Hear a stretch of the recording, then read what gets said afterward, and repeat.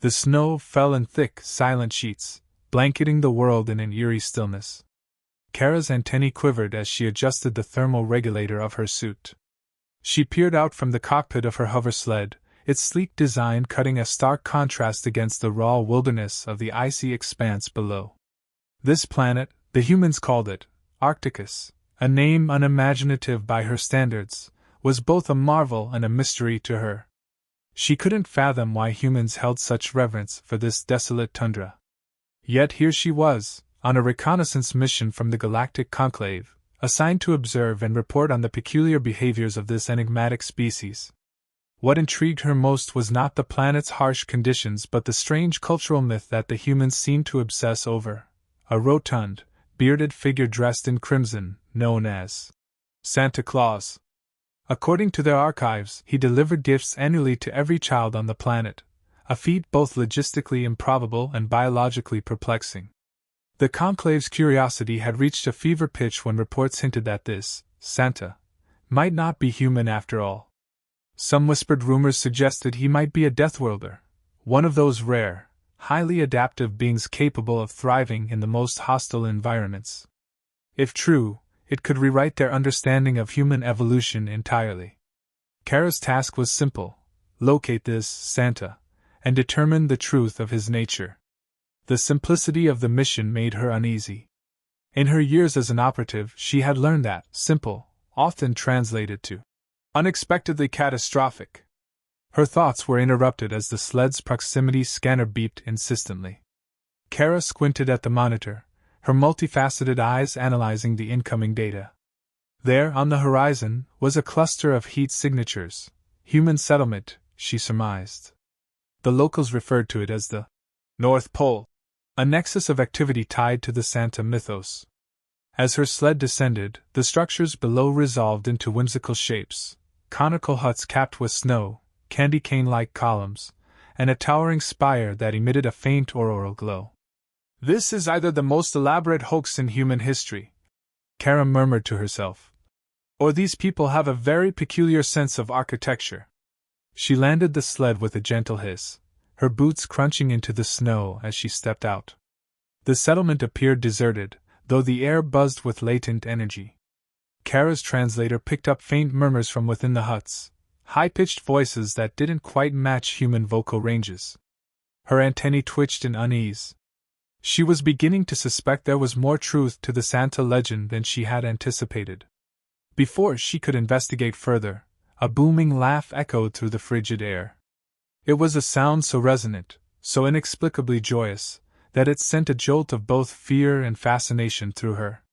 She whirled around, her eyes locking onto a towering figure silhouetted against the glow of the spire. Clad in crimson and fur, the being exuded an aura of overwhelming presence. His eyes, sharp and twinkling, scanned the area before settling on her. "Well, what have we here?" he said, his voice a deep rumble that seemed to shake the very ground. Kara's instincts screamed at her to retreat, but her training held her in place. She took a cautious step forward, her hands raised in a gesture of non-aggression. "I am Kara of the Galactic Conclave," she began, her voice steady despite the adrenaline coursing through her veins. "I come in peace." The figure chuckled, a sound that felt both warm and dangerous. "Peace, eh? That's a rare gift these days. But tell me, Kara, what brings a Conclave agent to my little corner of the cosmos?" Kara hesitated. She had prepared for many scenarios, but direct confrontation with the subject of her investigation was not one of them. "I've been tasked to study you," she admitted finally. "To understand who or what you are." The man's smile widened, though there was a flicker of something darker in his expression. "And what do you think I am?" The question caught her off guard. Kara's mind raced, analyzing his appearance, his demeanor, his overwhelming presence. He didn't fit the parameters of any species she was familiar with, yet he bore an uncanny resemblance to the human depictions of Santa Claus. She decided to probe further. "Are you human?" The man laughed again, this time with a note of genuine amusement. "Oh, my dear, I'm as human as they come. But I suppose that doesn't quite answer your question, does it?" Before Kara could respond, A loud crash echoed from one of the huts. The door burst open, and a small, frantic figure tumbled out. A humanoid child, no more than 8 or 9 years old by human standards. The child's skin had a faint bluish tint, and her wide eyes glowed with a soft luminescence. "Papa!" the child cried, her voice trembling.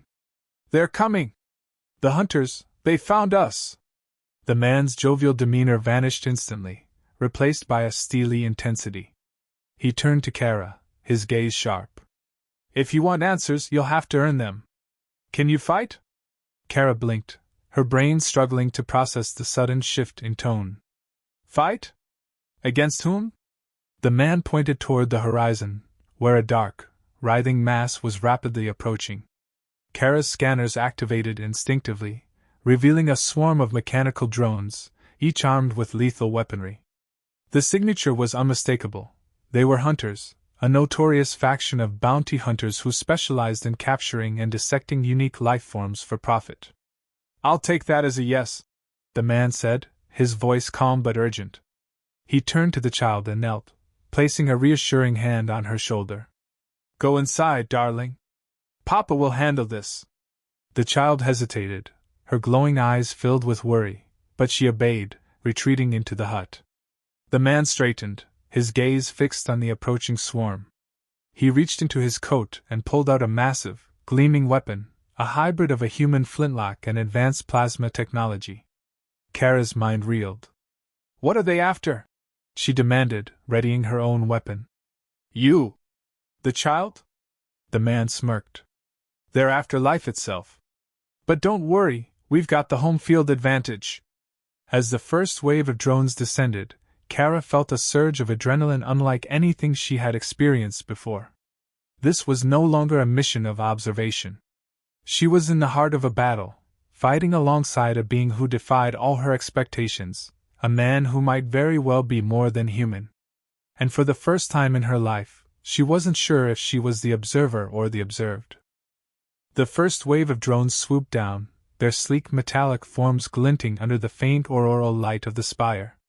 They moved with the precision of a predator and the relentlessness of a machine, each one armed with an array of plasma blasters and reinforced talons. Kara ducked instinctively as a bolt of searing energy streaked past her, sizzling against the icy ground and throwing up a cloud of steam. "Stay close!" the man roared, his voice cutting through the cacophony of drone engines and energy discharges. He raised his hybrid weapon, the intricate craftsmanship of its barrel glowing with energy, and fired a shot that tore through 3 drones in a single blast. Their fragments rained down, leaving trails of smoke in the cold air. Kara's instincts took over. She dove behind a snowbank, her own weapon humming to life as she assessed the situation. There were dozens of drones in the sky, and more were arriving by the second. The swarm moved like a coordinated hive mind, each unit adjusting to the other's movements with chilling precision. Her combat training from the Conclave screamed at her to analyze, adapt, and survive. But what struck her most was the man's effortless confidence. He moved through the chaos with the practiced ease of someone who had faced far worse. "Focus your fire on their central nodes," she called out, firing a precision shot that struck one drone dead center. The machine sputtered and fell to the ground, lifeless. "Their shields are weak there." The man glanced at her, a glimmer of approval in his eyes. "Good call," he said. "Keep that up, and we might just survive this." But the situation was spiraling out of control. For every drone they destroyed, more seemed to emerge from the horizon. Kara's antennae twitched in frustration. "They're overwhelming us. Do you have reinforcements?" The man smirked. "Not reinforcements. But I do have a few tricks up my sleeve." He reached into his coat and pulled out what looked like an oversized candy cane. Kara blinked in confusion as he slammed it into the ground. The moment it connected, a pulse of energy rippled outward, forming a shimmering barrier that encased the settlement. The drones that hit the barrier fizzled and exploded on impact, their remains scattering harmlessly against the snow. "What is that?" Kara demanded, her voice a mixture of awe and disbelief. "Christmas magic," the man replied, his tone maddeningly nonchalant. He caught her expression and chuckled. Relax, it's just advanced tech. But it buys us time. Kara was about to press him further when the ground beneath them trembled. Her sensors flared, detecting seismic activity directly below. She turned to the man, alarmed. What now? He frowned, his jovial demeanor giving way to a grim seriousness. That's not good. They're deploying their burrows. As if on cue, the ground erupted in a spray of snow and ice. Massive, spider-like machines emerged, their long legs skittering over the frozen terrain. Each one was equipped with drilling appendages and claws that gleamed with cutting power. They were designed for one purpose: to bypass surface defenses and tear through anything in their path. The man growled under his breath. They're more persistent than usual. Usual? Kara asked, incredulous. You've dealt with these things before? More times than I care to count, he replied. He raised his weapon again, firing a concentrated blast at the nearest burrower. The machine staggered but didn't fall. Its reinforced plating absorbed the hit, and it lunged forward, its claws slashing through the air. Kara sprang into action, her movements fluid and precise. She leapt onto the machine's back, her weapon firing point-blank into its joints. Sparks flew as she hit a critical seam, and the machine collapsed in a heap of metal and steam. She jumped clear just as it exploded, the force throwing her into a snowbank. You're full of surprises, the man said, offering her a hand to help her up. His grin returned, though it was tinged with exhaustion. I like that. Kara ignored the compliment, her mind racing. We can't keep this up forever. There are too many of them, and they're adapting to our attacks.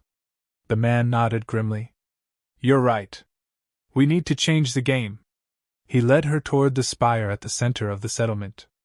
Up close, it was even more imposing, its crystalline structure humming with energy. The air around it was warm despite the freezing temperatures, and Kara could feel the faint vibrations of its power resonating in her bones. What is this thing? She asked. The heart of the North Pole, he replied. It's what powers everything here, our defenses, our machines, even me.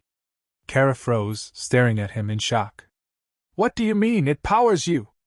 The man sighed, his expression softening. I told you I'm human. But not just human. The Conclave was right, I'm a Deathworlder. This spire is the source of my strength, my resilience. Without it, he trailed off, the weight of his words hanging in the air. Kara's mind reeled. She had suspected he was different, but this revelation was beyond anything she had anticipated. Why are the hunters after you? She asked. Is it the spire? Your abilities? It's both, he admitted. The spire contains energy they've been hunting for centuries. Energy they want to weaponize. And me? I'm just the unfortunate guardian standing in their way. A deafening crash interrupted their conversation. One of the burrowers had broken through the barrier, its massive frame advancing toward the spire. Behind it, the swarm of drones pressed forward, their combined firepower chipping away at the remaining defenses. We're out of time, Kara said, gripping her weapon tightly. What's the plan? The man's eyes glinted with determination. We lure them in and take them out in one fell swoop. Kara raised an eyebrow. That sounds reckless. It is, he admitted. But it's also our best shot. He activated a control panel on the spire, and the ground beneath them shifted. A hidden platform rose, revealing a series of interconnected devices that hummed with raw energy. The man began working quickly, his hands moving with the precision of someone who had done this 100 times before. What are you doing? Kara asked, her nerves on edge. Setting a trap, he replied. When the hunters get close enough, we'll overload the spire and send out a pulse strong enough to disable every machine in the area. And us? Kara asked, her voice tight. The man grinned. Don't worry. I've got a failsafe. Before Kara could question him further, the swarm descended, their combined force shaking the very ground. The final battle was about to begin, and Kara could only hope that the man's failsafe was as reliable as he claimed. For the first time in her life, She was fighting not just for survival but for something greater, a truth that could change the galaxy forever. The air crackled with the hum of raw energy as the spire's core began to glow brighter, its light pulsing in rhythm with the man's hurried adjustments to the control panel. Kara stood at his side, her weapon raised and her senses on high alert. The swarm of drones and burrowers was closing in fast, their sheer numbers a daunting sight even for a seasoned conclave operative like her. The snow-covered ground trembled under their relentless advance, and the shimmering barrier around the settlement flickered under the strain of constant attacks. "We've only got one shot at this," the man said, his tone grim but steady. "When I trigger the overload, the spire will release an energy pulse powerful enough to knock out every machine in a 100-mile radius." Kara glanced at him, noting the tension in his jaw. "And what about you? You said this spire powers you. What happens when it overloads?" He hesitated, his fingers pausing mid-motion. For a brief moment, Kara saw the weight of his responsibility etched into his expression. "I'll manage," he said finally. "This isn't the first time I've had to make a tough call." Before she could press him further, the barrier collapsed with a deafening crack. The remaining drones and burrowers surged forward, their weapons trained on the spire. Kara fired her plasma rifle, taking out 3 drones in quick succession, but it was like trying to empty an ocean with a cup. They were outnumbered and outgunned, and the only thing standing between the swarm and total annihilation was the man's plan. "Ready?" he asked, his voice cutting through the chaos. "Not remotely," Kara replied, her antennae twitching with anticipation. "But I'll take that over being dead." "Good enough for me," the man said with a grin. He slammed his fist onto a large red lever, and the spire's core roared to life. The glow intensified, bathing the settlement in a blinding light that sent shadows dancing wildly across the snow. A deep, resonant hum filled the air, vibrating through Kara's bones and making her teeth ache. The swarm hesitated, their hive mind clearly recognizing the threat. But instead of retreating, they pressed forward, their attacks becoming more frantic and concentrated. Plasma bolts rained down on the settlement, and one of the burrowers launched itself toward the spire, its massive claws poised to strike. Kara reacted instinctively. She sprinted forward, her movements a blur as she vaulted onto the burrower's back. Using her plasma rifle as a makeshift spear, she plunged it into the machine's central joint, severing its connection to the hive mind. The burrower let out a mechanical screech before collapsing in a heap, its body sparking and smoking. "Impressive," the man called out, his voice tinged with genuine admiration. "But you might want to get back here before." The ground beneath them shook violently, cutting him off. Kara turned to see the spire's core beginning to crack, fissures of blinding light spidering across its surface. The overload was reaching critical mass, and the energy contained within was becoming unstable. "Now would be a good time to explain that fail-safe," Kara shouted as she sprinted back toward him. The man nodded toward a small device strapped to his wrist. "Portable dampener," he said. "It'll shield us from the worst of the blast." "Probably." "Probably?" Kara snapped, her antennae flattening in exasperation. "That's not exactly reassuring." "Welcome to my life," he replied with a shrug. "Hold on tight." He activated the device just as the spire erupted in a cataclysmic burst of energy. The pulse expanded outward in a wave of blinding light and deafening sound, consuming everything in its path. Kara felt a moment of intense pressure, as though the weight of the galaxy itself was bearing down on her, before the dampener activated and created a protective bubble around them. The air inside the bubble was eerily still, the sounds of destruction muted to a distant roar. When the light finally faded, Kara opened her eyes to a scene of utter devastation. The swarm of drones and burrowers lay in shattered heaps, their circuits fried and their weapons reduced to useless scrap. The snow around the settlement was scorched black, and the spire itself was little more than a smoking ruin. The man staggered to his feet, his face pale but determined. "We did it," he said, his voice heavy with exhaustion. Kara scanned the area, her sensors confirming that the hunters' forces were completely neutralized. "For now," she said, her tone cautious. "But they'll be back." They always come back. I know, the man admitted. He turned to face her, his expression unreadable. That's why I need your help. Kara frowned. My help? With what? With her, he said, nodding toward the hut where the alien child had taken shelter. She's the reason they're here. She's special, Kara. More special than you can imagine. Kara's gaze shifted to the hut, her antennae twitching with curiosity. What makes her so special? The man hesitated, his eyes filled with a mixture of pride and sadness. She's not just an alien. She's the key to something far bigger than either of us. Something the hunters would destroy entire planets to control. Before Kara could respond, the door to the hut creaked open, and the child stepped out cautiously.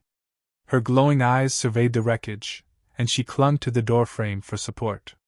The man knelt down, his voice soft and reassuring. It's okay, darling. It's over. You're safe. The child's gaze shifted to Kara, her expression filled with equal parts fear and curiosity. Kara felt an unexpected pang of protectiveness. She didn't fully understand what was happening or why this child was so important, but she knew one thing for certain: she wouldn't let the hunters get their hands on her. What now? Kara asked, turning back to the man. He straightened, his usual jovial demeanor replaced by a steely determination. Now we leave, he said. There's a safe haven on the other side of the galaxy. It's not perfect, but it's far enough from the hunter's reach to buy us some time. Kara raised an eyebrow. Us? The man smiled, though it didn't quite reach his eyes. You didn't think I'd let you walk away after all this, did you?